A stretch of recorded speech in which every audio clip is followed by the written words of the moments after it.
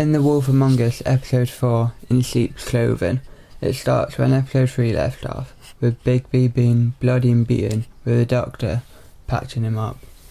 This sets the tempo for the episode, and it starts well and finishes well, but was messy in the middle.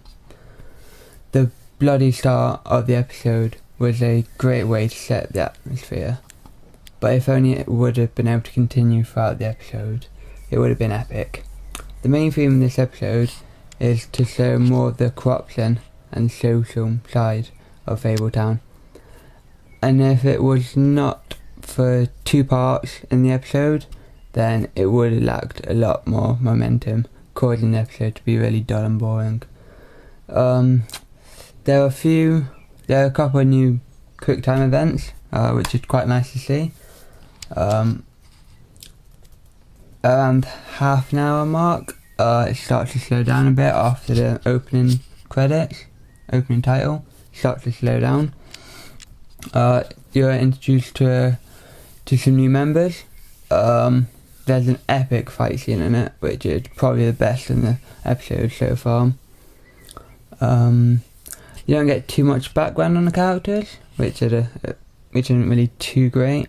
It seemed really rushed this episode. They went over too much information way too quickly.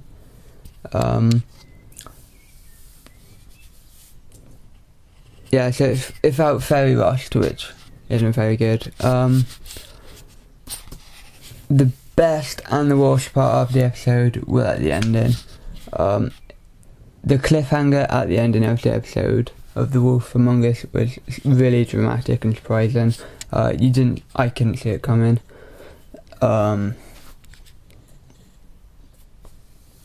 Yeah, it leaves so dramatic that it leaves you guessing for the next episode, so you don't know what's going to happen. It's a really good cliffhanger. It's going to make you want to play episode 5. And the worst thing about the ending is that we have to wait until the next episode. That's how great the ending was. It was really good. It was brilliant. In conclusion, the episode felt a bit like filler. So it felt like it would tie up all the loose ends, which it needed, but it just wasn't very action-packed and a bit dull at some points. It ended really well though. It was really dramatic at the end and surprising that the ending was probably the best so far. We see development in the characters, between the characters, so with like Bigby and Snow White, and kind of the love what they show towards each other, which is really good.